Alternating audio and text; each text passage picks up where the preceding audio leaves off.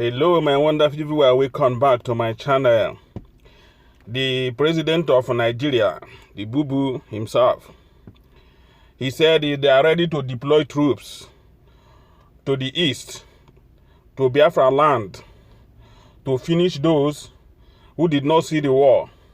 According to him, many misbehaving today, not aware of loss of lives during civil war. We will treat them in the language they understand. That is what Buhari said, according to them. I have a video to this so that you can as well watch it at the end of the main news. So, before we continue, please, if you're new to my channel, don't forget to subscribe before you leave. I thank you for coming by. God will bless you as you do so. And to my old subscribers, I thank you so much. God will bless all of you. So let's go to the main news first of all, and then I will show you the video. President Muhammadu Buhari Tuesday stated that many of those misbehaving today are too young to be aware of the destruction and loss of lives that occurred during the Nigerian Civil War. According to the president, those who were in the fields for 30 months, who went through the war, will treat them in the language they understand. Buhari further warned that the federal government has given enough time to people plotting to destroy the country by promoting insurrection and burning down critical national assets. He stated this when he received briefing from the chairman of the Independent National Electoral Commission, INEC, Professor Mahmoud Yakubu, at the First Lady Conference Room. In a tweet on the presidential office page, he said, "I receive daily security reports on the attacks on critical national infrastructure, and it is very clear that those behind them want this administration to fail.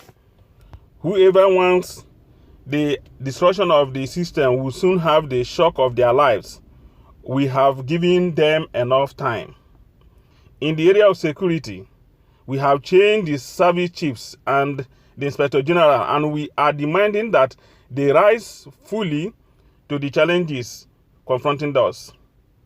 There must be zero tolerance for all those bent on destroying our country by promoting crime and insurrection. Many of those misbehaving today are too young to be aware of the destruction and loss of lives that occurred during the Nigerian Civil War. Those of us in the fields for 30 months who went through the war, we treat them in the language they understand."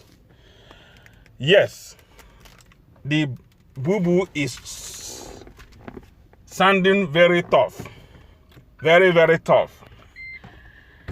I can vividly remember that when he first came into office, that was 2016,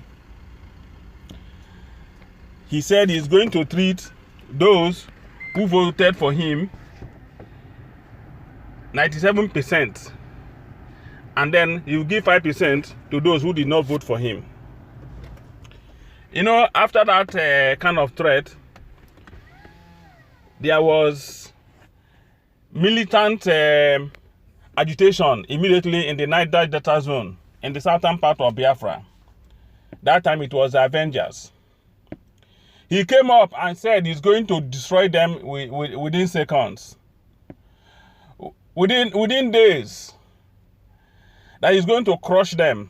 He also sounded this way from the beginning. But what happened? When the Avengers started hitting the pipelines, he was the one who also came to say, "Oh, they have to stop. The country is going to fall on our heads. If the country fall on our heads, we have no other place to go other than Nigeria. They have to stop." He started pleading. Now, he has started again. In the east, they are sending troops to the east, to Biafraland again, and thinking that if he sounds so tough like this, it's going to change anything. It is never going to change anything, because the people say they are already prepared and waiting. That war, which the president have declared in Biafraland, the Biafrans are now waiting. They are waiting to see the troops They are waiting to fight back because the injustice in the country is glaring to everybody, even the blind can see now that this government is government of Janjaweed. Even opposition PDP party have equally said so, that it is a government of Janjaweed. So all these threats, nobody cares again. Nobody is afraid of. After all, people are dying every day. The hunger they have placed in the land is killing people on daily basis. The hardship is killing people on daily basis. So if people die fighting, they know that they died for something. So these your service chiefs, which you are relying on, you changed. The Inspector General of Police, when he came in, this new one now, came into power, he declared Operation Restore Peace and packed over how many thousand, 3,000 or 10,000 police from all over the country to the east. I did not the one crying right now. Did he change anything? The late Chief of Army Staff, as he came in, so he packed troops to the east, to Biafraland. Did he change anything? Even this new one you put in now, this your brother you put in now, it's not going to make any difference. It's not going to make any difference. This war threatening of people who had saw the war before, this present generation, they are interested to see the war. So forget about what happened in your generation. In the war you fought for 30 months. This time is not like that time. It is not this threat of war. It's not scaring anybody anymore. It's not scaring anybody anymore. The people are ready and waiting. It did not, this war, why not carry it in the north, where they are doing what? Abducting school children. 200, 300, 100, 200. Why don't you carry the war there? It's in the east that you are interested in. In the east is where your problem is. Did you see what happened on the 1st? I mean, on the 31st, when they had Biafran Day celebration, the sit at home. That is enough to tell you that the whole of Biafraland is in support of the agitation. That is a clear message. So if you carry your troops and go there, you are going to face millions. Millions are going to face your troops. How many are your troops? Retrace this step. Take away this threat. It's not going to change anything. People are no longer afraid.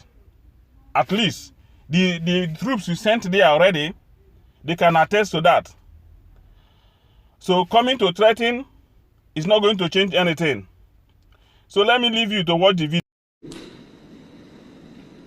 Within whatever resources we have to make sure we meet all your demands so that no excuse can be given for any failure.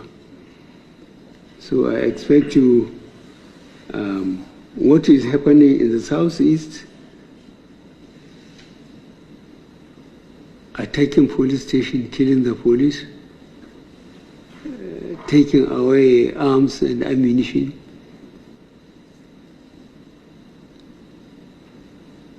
Now, for those of us who are unfortunate to be in the field for the 30 months of the civil war, to see the carnage of how we kill ourselves, at least 1 million people,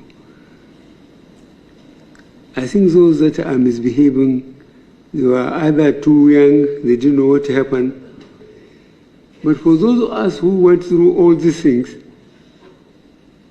we can't understand. So we will treat them in the language they understand. So I feel for your understanding and so on. We are going to be very hard sooner than later. We have done our best, changed the service chiefs and the IG. We allow them time to go around. to make necessary changes for them to be firmly in charge. We'll try and give them the resources they require, and we will demand security sooner than later. I thank you very much for your presentation.